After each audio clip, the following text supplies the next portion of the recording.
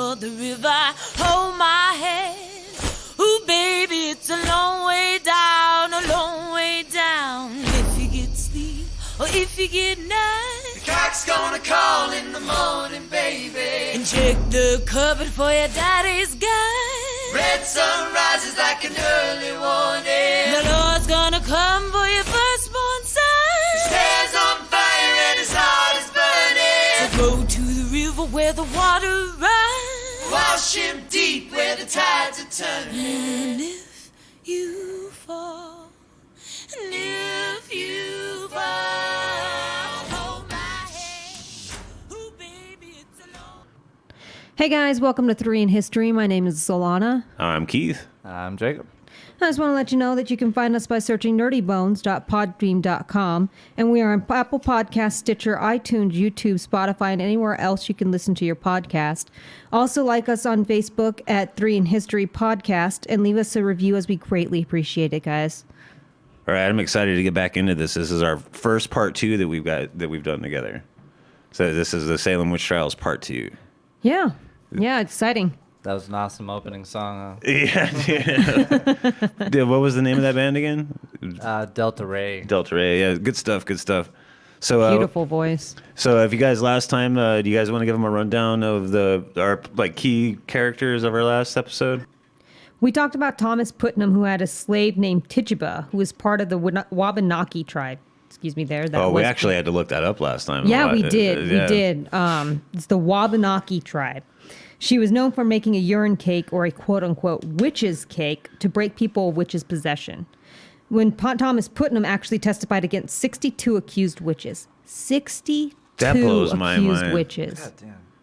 Yeah. That means he would just at the drop of the hat be like, "Oh yeah, this guy's got a rash. It's her fault. I'll go testify." Yeah. Yeah, that's so brutal. Hopefully, he's Well, we'll get into it. suffering somewhere. How many Right. women were in the town? And we'll get into it in a little bit, but a lot of times people accuse another person of witchcraft just to get the upper hand on them. Yeah. That was just like a societal thing at the time, sadly enough. Like, that's how you could get one up on somebody. Oh yeah, someone Take slept control. with my wife, so they're a I'm gonna witch. go and that's just horrible, man. I didn't mean to interrupt. Oh yeah, no, and lastly, we also talked about Samuel Parris and his daughter Betty, and Betty also had a cousin named Abigail, and those two were accused of witchery, correct? Yeah. That's what's kind of crazy, because it all starts with Parris. And Yeah. like we were talking about in the last episode, and he comes to town and starts to not being happy with the money that he's making, and tries to strong arm the people of the town to pay his wages. And that's kind of screwed up, but at the time that was a thing. Yeah. The main chapel or religious center of the town a lot of time it's town square. It's where the laws were made and shit like that. So where we're picking up now is the aforementioned Tichuba has been taken into custody. She's more or less confessing, because the torture is actually pretty disgusting. I didn't write any of it down, but they didn't cut or anything like that, but it's more like psychological, locking up, solitary confinement and shit like that. And their whole concept is it's much easier to get a conviction when you get a confession. Ah. So this is how you get a confession, whether they did it or not. Let's put them in this room until they're like, "Okay, let me out of here. I did it." Whatever you're telling Yeah, me. they finally confessed because they were just over the torture. Yeah, imagine yourself stuck in a closet with no windows and maybe just a little bit of breeze coming under the door, and everything's made of concrete. And That would be hard in because- Massachusetts, how humid that shit would be. Or freezing if it was during the winter Well, time. this would be during the winter.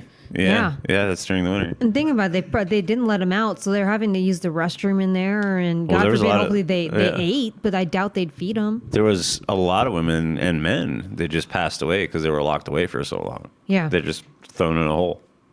Some scary fucking shit, man. All you'd have to do is piss somebody off. Oh, they're a witch. Okay.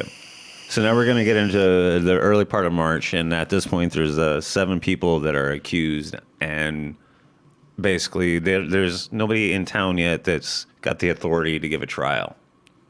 Okay. So right now they have these people in custody, and okay, so by the law of Boston and all that, so we talked about in the last episode, somebody has to be given a trial. They can't just You can't just be like, oh, let's burn him at the stake. Yeah. So, of course, everybody's number one suspect was Tichuba. Naturally. You know, because she was of a different color. And, of course, you know, when they take her into custody, she's given the treatment. You know, like, are you a witch? Blah, blah, blah, blah, blah. But, again, nobody can do anything until these two guys get to town. John Hawthorne and John Corwin. Those are the two people that are allowed to decide whether she gets a trial or not. Nice. So if they decide to give a trial, then they obviously tried and then, you know, either put to death or let go, which probably put to death. Well, she deserves a trial, quote unquote, by the Constitution. They're just trying to decide whether she legally can be put on trial for being a witch. Okay, that was what my Yeah, question was yeah. does everybody get a trial in this sense? It's just they're deciding what the trial's going to be, right? Well, and if it's justifiable to put somebody on trial for something like that, Yeah. you know, because all you're more or less just going against what other people are telling you, like, oh, she did this, she did that, oh, she's a witch. But then she's put on trial. I can't imagine she was allowed good representation. Yeah, dude, like she didn't even get to have a lawyer. Like the amount of money involved just to have a lawyer. Oh, well, yeah. A slave's not gonna. Well, and especially she's being put on trial for being a witch. Yeah. You know, so she's Who at wants to defend that? Yeah. well, she's at the mercy of the church at that point. Yeah. She's literally at the mercy of the church, which sucks because then it was like church and state was still the same thing. Like That's crazy, man. we won't get into that because it's a whole nother discussion. That's a whole nother topic. You know, like, so she's put through the trial, and we have the John. I'm going to call him John Squared, the Jonathons, that are just interrogating her. And like I said a little while ago, it's much easier to convict somebody when you have a confession. Yeah. So they pretty much, like, all the representations I saw, like, of course, it's like artwork and stuff. But it's like they literally had Tichuba in the middle of this like circular courtroom and just grilling her for hours. They literally made her like kneel down, and they would stand above her and be like, admit it.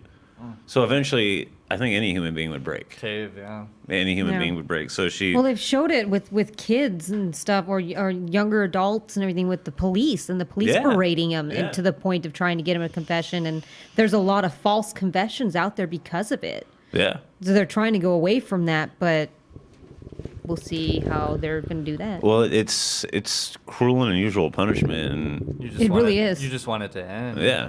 Yeah, I'm sure I would probably have confessed just to be like, dude, just yes. It's not like she had advice. Like, Well, telling Yeah, her exactly. otherwise. And with the whole witch's cake and everything, it's like, oh, she's practicing voodoo, and like we were talking about earlier, it's like magic against magic, and they didn't, you know, in the Yeah. last episode, like magic against magic, they didn't like that shit. Well, and she was a slave, so it's not like she had any of her peers there to back her up, you know. And the guy who owned her, Mr. Thomas Putnam, who testified against 61 other accused witches, is not someone you want to testify upon your behalf. Definitely not. Yeah, he already owns you. Like, he doesn't care what happens.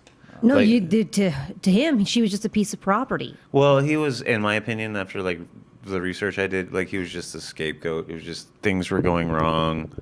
Let's just blame her. You know, it's just. It's so fucked up. Well, there was a lot of hysteria too. There was a lot of people that it like one of the things is like it spread through the town. People just all of a sudden decided that they had symptoms. It's easy to believe when a couple people tell Yeah. you. Yeah. People hear it. And we talked about last episode about the ergot of people who are hallucinating. You know, Yeah. that's. See, I know that people say that they want to disprove that, but I always thought that was it. Just the symptoms from it and the time period and the fact that they ate a lot of wheat Yeah. would make sense that they would be suffering from those side effects from ergot. Well, you got to look From at poisoning. you got to look at their super strict religious beliefs, and then the possibility that they were tripping.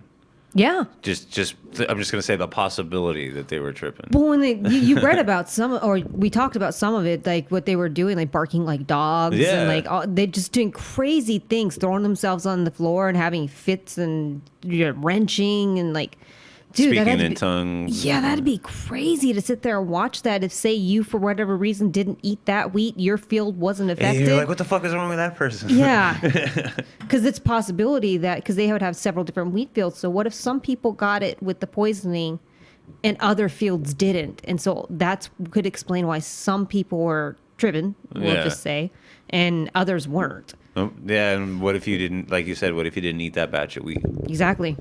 So, so they That's take, my beliefs anyways. Yeah, see, that's what's interesting about it. Like, they take Tichuba in, and she starts to admit to things because they're basically torturing her, Yeah. like, holding her down and everything. We have a couple interesting quotes from her.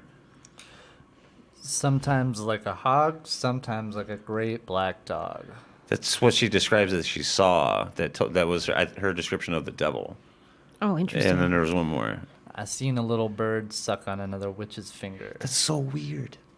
It's so weird. But you know what though? Like, what if the person happened to have like a canary? Because people kept canaries as pets back then too. Yeah. Or a little yellow finch or something, and she was just, it's her pet, and so she's just kind of like, hey, little birdie, and the bird just Yeah. comes up. Like, that's so innocent to me. Like, I understand if, like, say, it was sucking blood from her finger or something. Yeah, like that may yeah. be like, okay, that's a little strange. Like, to me, it's like, from what I was reading, she was just like making nonsensical remarks, and everybody in the courtroom was like, she's fucking talking crazy. Like, what the hell is that supposed to mean? But it could be anything. Yeah. It could literally mean anything. And her confessing to this was a huge deal because she was a slave of a priest. Yeah. Of course, that's always going to start more and more fucking controversy. And more and more people are like, oh God, witches. And then she ends up giving 4 more names just because she's being Berated. Yeah, she ends up giving up a couple people. She gives up 2 names in particular. So we got Goody Osborne and Sarah Good, and then 2 undescript men that she couldn't give the names of. So those 2 weren't really that good then. But Yeah, but she was saying that the devil had her write her name in the devil's book. oh wow. And that's it's Haitian and what I don't know exactly because she was a Wabanaki, but like the Devil's Book is real big in voodoo and stuff like that. That's kind of what I looked into. Wabanaki, was it? That's Native American. I was going to say Native American, so they don't really believe in that. So that's like crazy for her to be saying those things. That's obviously that they just broke her down. Yeah. Well, she had a couple people saying that they were tempted by the devil as well and shown the Devil's Book and saw her name written in it. So, like, you could testify with whatever you wanted to testify. That's why I brought that up. Oh my God. Yeah, that's why I brought that up. You can be like, the devil came to me and showed me his book, and her name was in it. So, yeah, and then they would take that shit as Fact. yeah, and that's what's ridiculous. You could walk in there with anything. Yeah, hearsay. Yeah, you You're could- not allowed to do that in court nowadays. You could be like, I had a dream, and she did this in my dream. She's affecting my dreams and giving me nightmares, or he's doing this, or anything. It's just so That's crazy. bullshit. Yeah, dude. Like if I couldn't live back then. I would have been burned. yeah. I would have been burned. Like, as many people as have had, like, nightmares with me in them, I'd be fucked. Well, with the nightmares that I have, I'd have to keep my mouth shut because I'd be burned for sure for what I dream about. So now with her confession, the magistrates, John Squared, have the power to convict. They have the power to convict now. Oh, jeez. So Yeah, I was just gonna say. I mean, yeah, she confessed. That's all you really need, right? yeah, so they have the power to convict. So now they're offering her leniency for more names.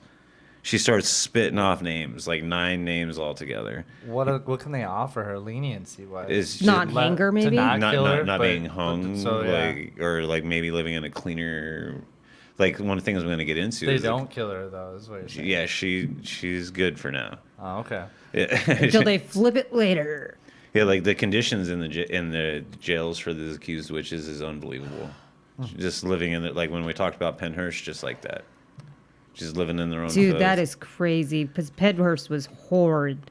So two people that she names are Martha and Giles Corey. They're both in their mid-60s, and they're just farms people that she just knows by name. So she fucking names them as.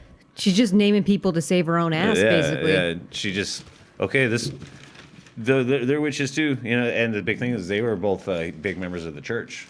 Oh, wow. So now they're thinking that the church has been infiltrated. Yeah, like both of them, Martha and Giles, being prominent members of the church, being accused of being in the coven by a quote unquote confirmed witch. Yeah. Like, They're going to start questioning everybody at that church now. yeah. And if it couldn't get any worse, two people named Ann Putnam Jr. and Mercy Lewis come forward saying that they have had spectral evidence. That she's come to them in their dreams. Oh. And I can't believe that this stuff flew in court. Yeah, it was admissible. How can you prove otherwise? Yeah. Oh, shit. So the spectral evidence is classified as somebody appearing in their dreams, or seeing them as a ghost, or maybe hearing their voice in your head, or she was in my head telling me to do this. And I'm just blown away. yeah, it was a thing though. I know, but that's what blows me away. Is I'm like I can't even imagine living back then when shit like that could happen. I mean, like, it's bad enough now that things happen in court and we have a whole setup for it to try and prevent false evidence. Yeah. But back then they're just like, bring it on, whatever you have. Yeah, because it was all, I hate to use the phrase, but it was all superstition and religion. It's, if you had a bad nightmare about somebody more than one night in a row, they're a witch. Or maybe they didn't give you the money enough for their hogs that you sold them or something like that, and you wanted to get them in trouble. Yep. So we're going to move on to April of the same year. So right now the hysteria is just going crazy. Everybody's just accusing everybody. So there's just like wild stories going around. Everybody's like, this person's a witch, this person's a witch. And then John Squared are having all kinds of trials. They're just sentencing all kinds of people to life in prison. Because like with them, you get sentenced by them, and then you have to go up to the main government to decide whether you're going to be hung or burned at the stake. Burning at the stake is actually something that they didn't do. That was a myth. Nice. So you would either be hung or actually put in a sack and thrown in a river. They did that more in England, right? Mm-hmm. Yeah. But it's kind of fucked up. And the big thing is, like, once you were accused, that was it. It's like, I hate to use this comparison, but it makes sense. The sex offender registry is the same thing. Like, if you were accused as being a witch, you would have to, in today's age, in the same philosophy, you'd have to register as a witch. Wow. Yeah, that's how, like, as soon as you were accused, that was your entire identity.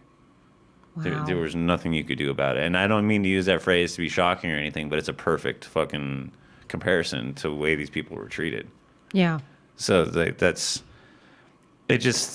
it's rough, but we're going to keep moving. So that there was 6 more people accused in the next 4 days. Like at the beginning of April, by April 4th, there was 6 more people accused on trial.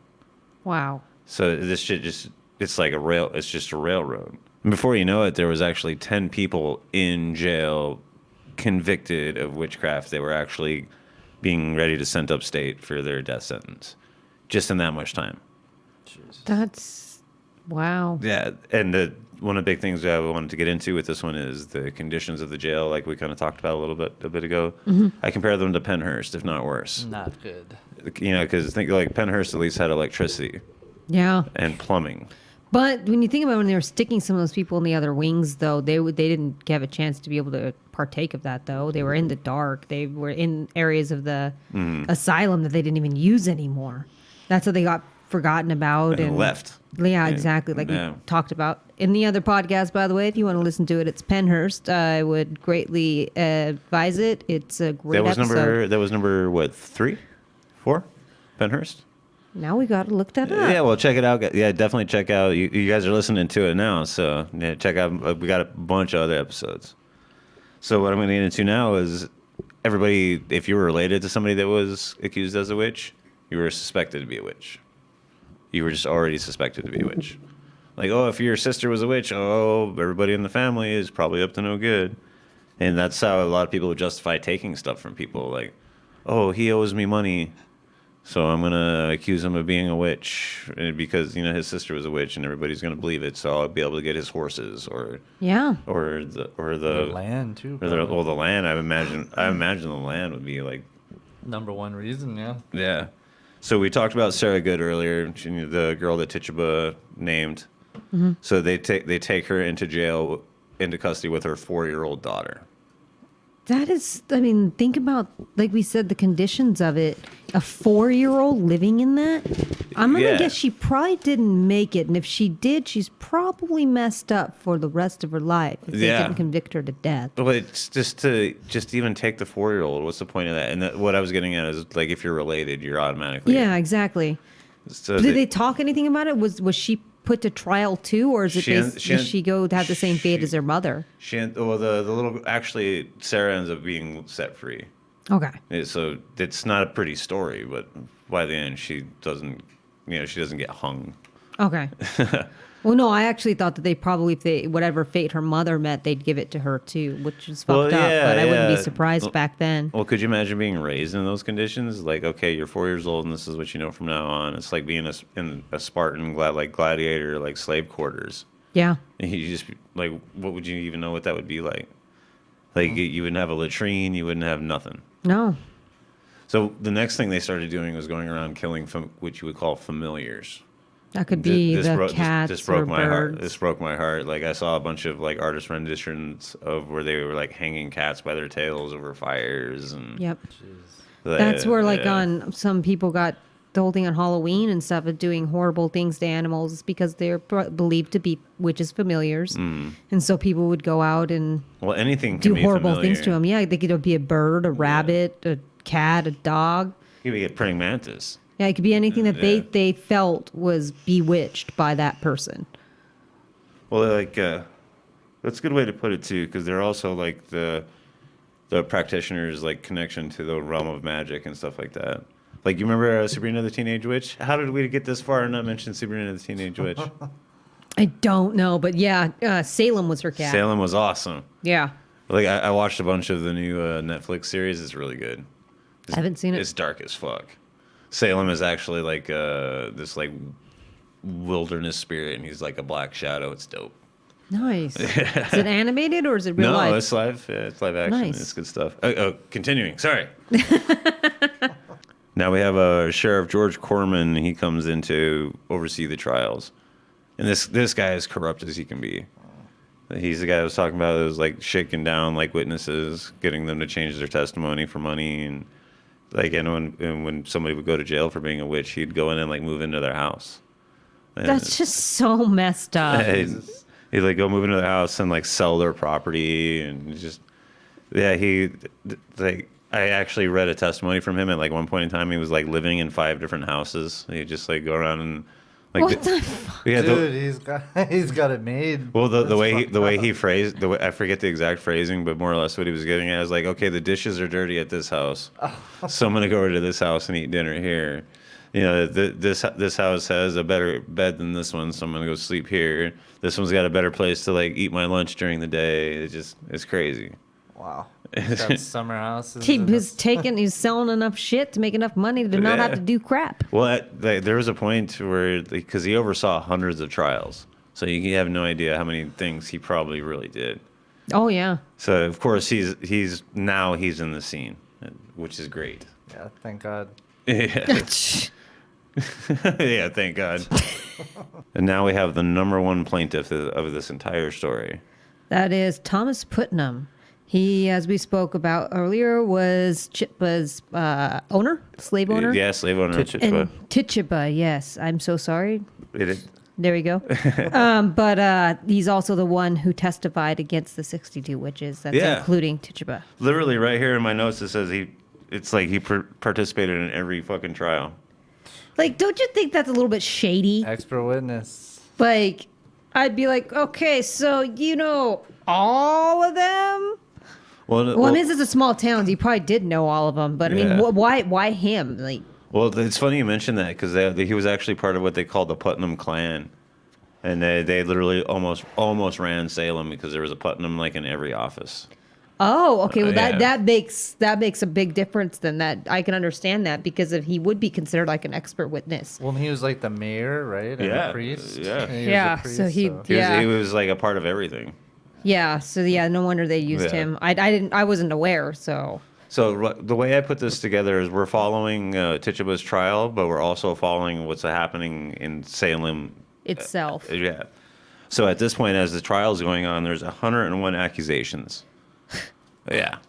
Oh, no, I'm sorry. 181 accusations. Whoa. Yeah, 181 accusations. So that means there's 181 trials set for the books. Jesus Christ. Wow. Yeah. And of those 181, 62 were what's Well, they Thomas probably just Putnam's. started knocking them out too. Yeah, they probably just the same thing, asked the same questions over and over again, and they probably berated so many of them already who confessed. Probably use the same jurors over and over Yeah. again. If they had jurors. If they Yeah, were- that would be interesting to find out.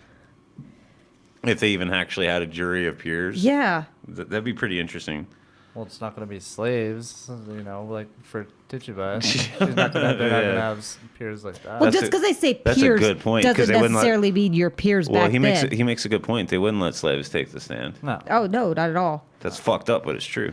You know what, though? I bet you if they were to tell people that who were witches, they probably would have let them in there Yeah, yeah. just because it's fucked up like that. So here's the crazy thing about this story is as every step of the way, there's a new fucking person. Yeah. There's a new person stepping. Who's worse than the one before? Yeah. Like, geez, like they're trying to outdo each other. Yeah. So next, now we have George Barrows, and he was a former minister. Putnam took his place. Oh. So he comes in and starts accusing random people. And here's the thing: is he borrowed money from Putnam. So Oh, so no. Putnam's like, like, wait a minute, like, okay. I know how I'm gonna get this money back. So we talked about Ann Putnam earlier. She was one of the people that accused Tichuba of seeing her spectral form and all that. Yes. So she starts to say that Barrows attacked her, and I wonder who provoked her to say that. He borrowed money from Putnam. Yeah. So she confesses that he attacked her, and then that he confessed to her that he's the king of the witches. Oh my god. Yeah. Ooh. Yeah, so he's basically right then and there, like, oh my God, he's the king of the witches. He's everybody in the trial right there is like, oh, she said it. It must be true. Yeah, so they put him under arrest, of course. And he gets railroaded because the thing is, he used to be, I keep using the word railroaded, but this is what happened over and over again. Yeah. And he used to be a priest, and oh my God, now he's the head witch. Yeah. So he doesn't have anything that he gets to say for himself.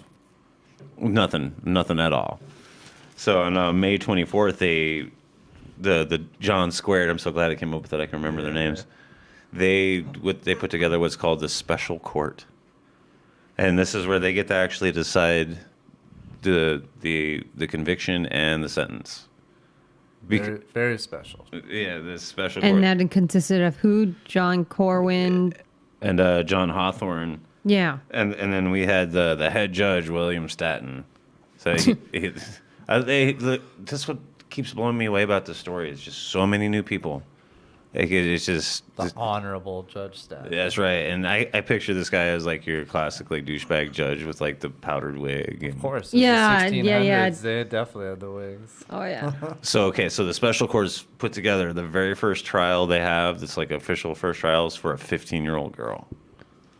But you got to think back then though. A 15-year-old girl now Basically she's an a adult. child. Yeah. But back then they started marrying women off at 13, so she could already have kids. And that was just how it was back then. Yeah. So her accuser's name was John Bowden, and he said that he saw her come into his room in the middle of the night and seduce him. Okay. So that means he's probably wishing that would happen. He's not a good man. No. And he's trying to get out of it.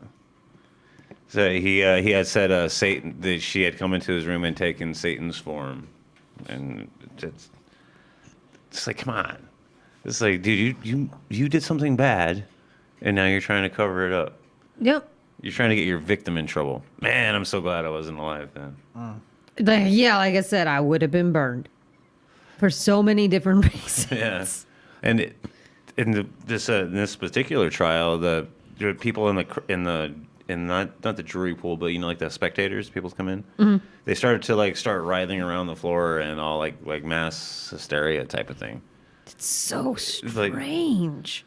Yeah, and the thing, everybody in the court started talking in tongues and freaking out. What the fuck? They all were doing it All at once, and they were saying that they were bewitched, and everybody was bewitched. Who's not to say Some that they weren't shady-ass like, shit. yeah, they weren't out in the Well, here's- town square all collaborating together, of being like, course if they we did. do this, Well, here's the she's thing. definitely going to get convicted. Well, this is the trial for the dude that's the head witch.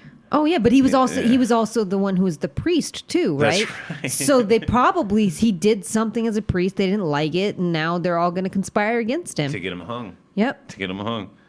And the thing is that everybody acting crazy and stuff like that was actually put into evidence. I'm not even joking. It was. I know, but that's just.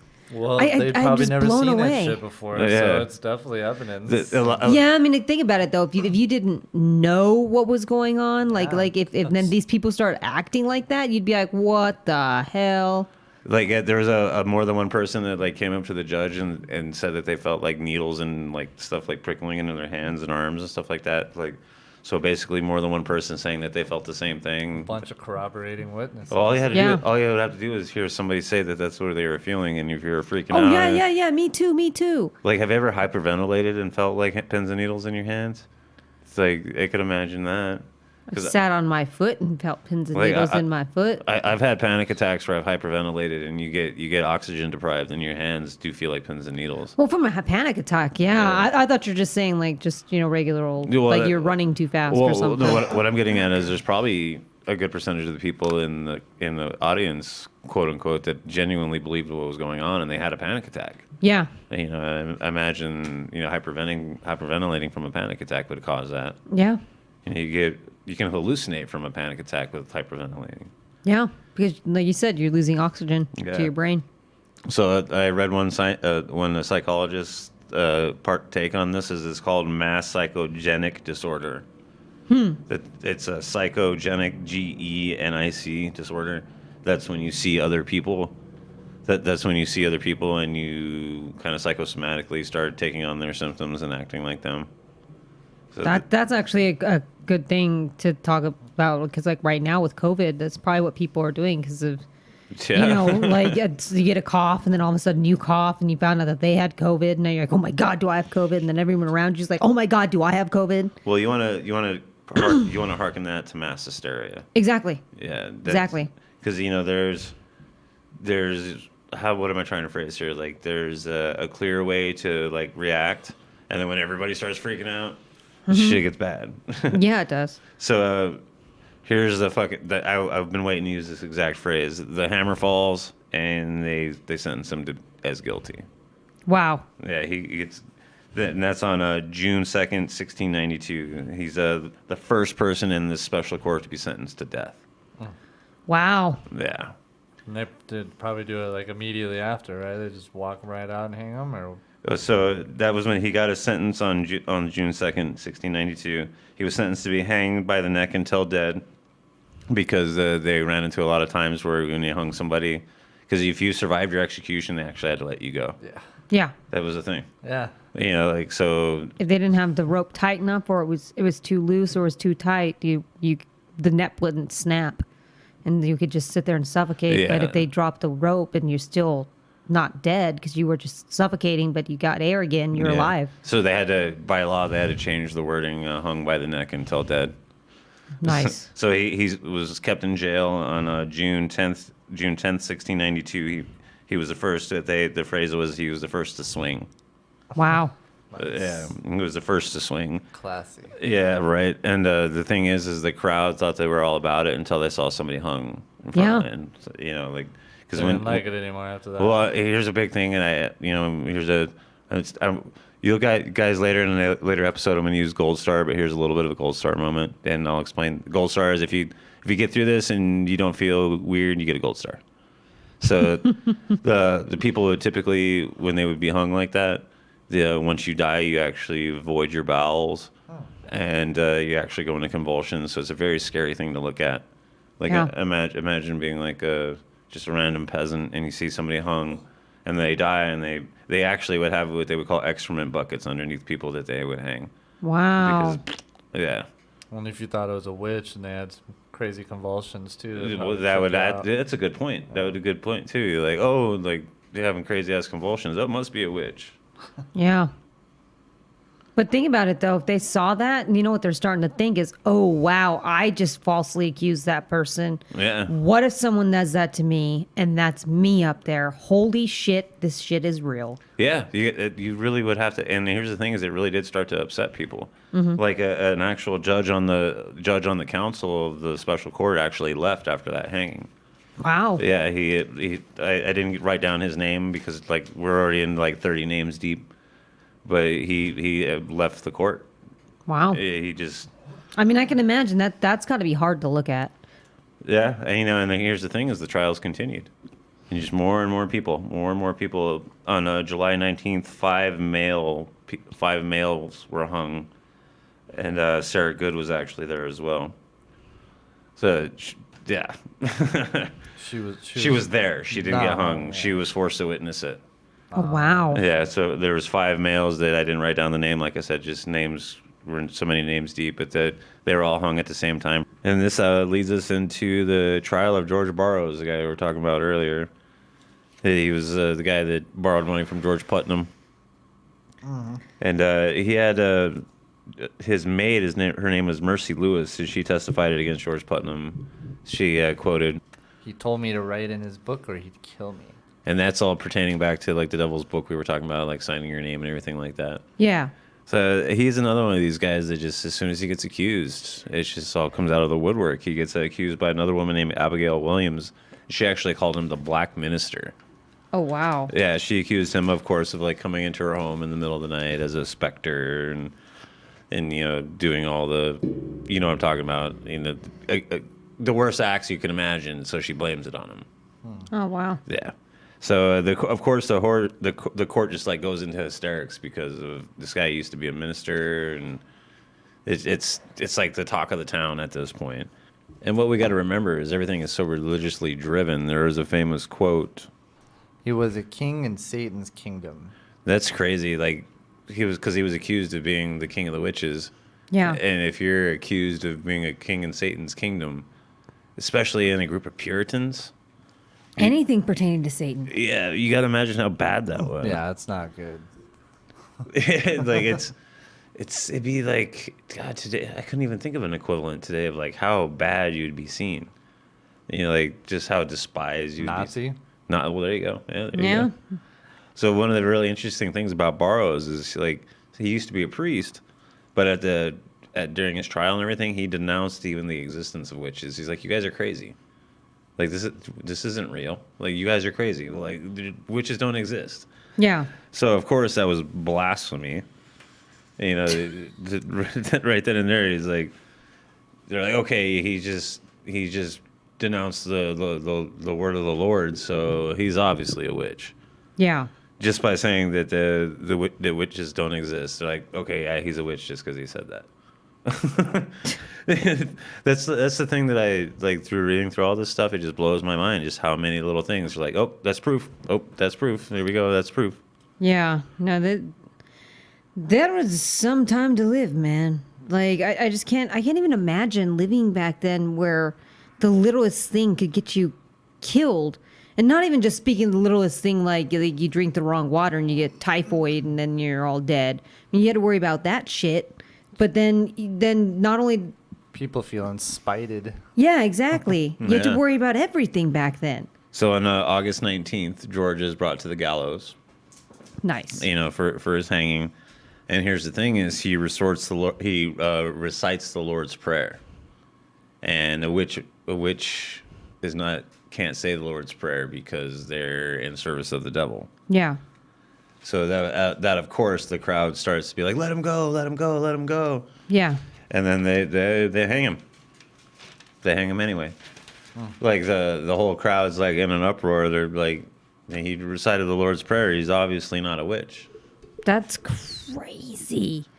I mean, even up until the end when they have proof right then and there of him not being a witch, and they still hang the fucker.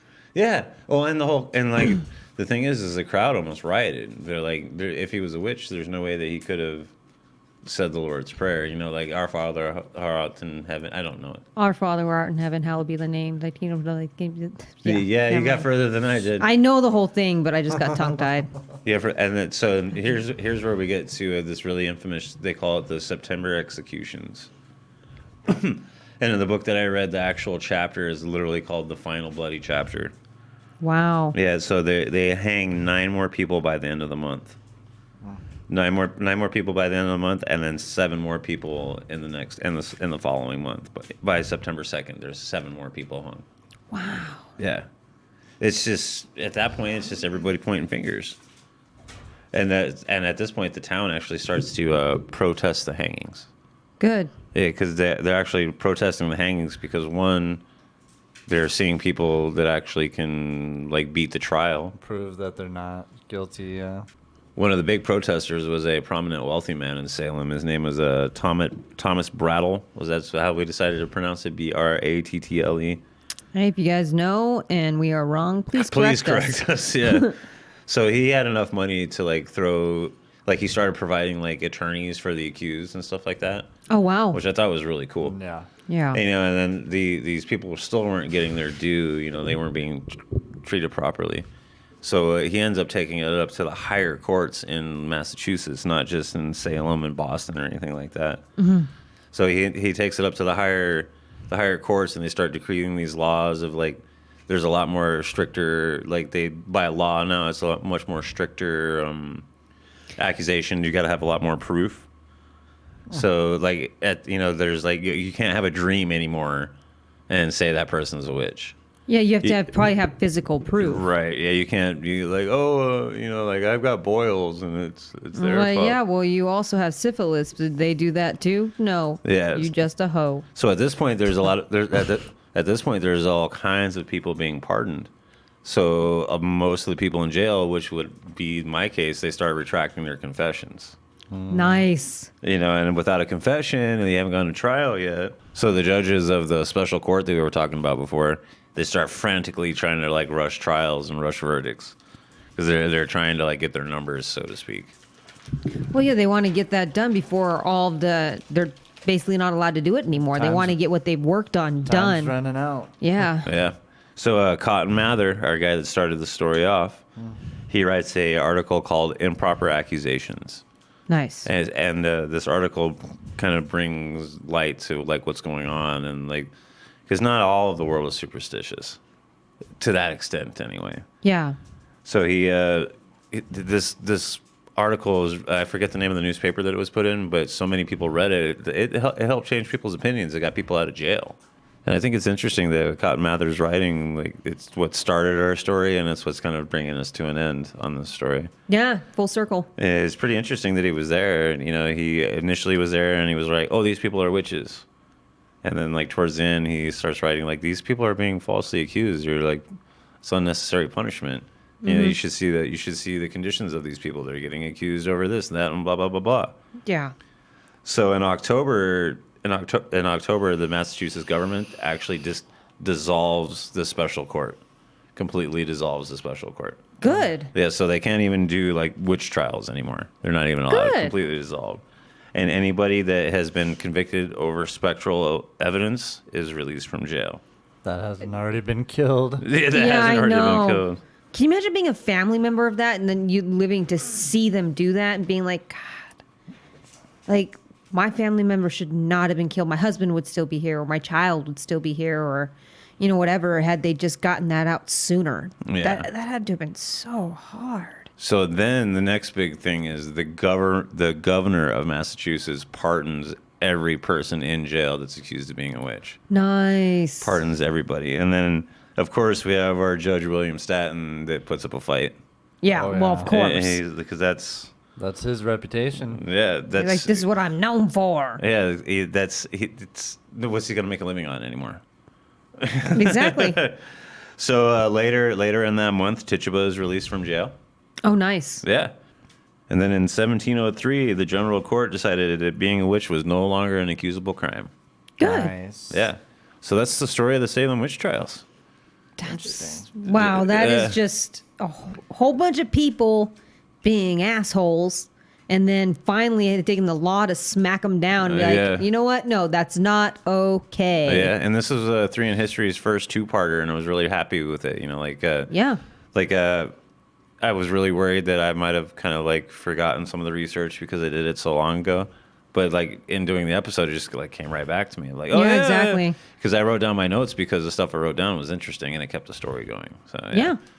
So thanks again for being here with us, guys. We all appreciate it. Again, I'm Keith. And this is Zolana. I'm Jacob. And then where can you find us? You can find us by searching nerdybones.podbean.com. And we are on Apple Podcasts, Stitcher, iTunes, YouTube, Spotify, and anywhere else you can find your podcast at. And also, we would like you to add us on Facebook at 3 in History Podcast and leave us a review, as we greatly do appreciate that. Thanks, guys. And if anybody has any subjects they want us to go over, give us an idea. Yeah, actually, I was thinking about it. The best way to hit us up is on our Facebook page. Yeah, if you have any suggestions, let us know. Yeah, hit us up with a DM. Like, I think that is probably the quickest way for us to like read your comments and stuff like that. Or just leave a review, and that's a good way for us to read it too. Yeah. All right. So my next big deep dive is I'm gonna bring you guys the history of the electric chair. Nice. That was gonna be fun. And you guys got some projects on the books you feel like sharing? We've mentioned Yogi. I want to do Elizabeth Bathory. That's gonna be awesome. Yes, the awesome. Blood Countess. All right, guys. Thank you for joining us, and we'll see you next time. All right. Bye, guys. Bye.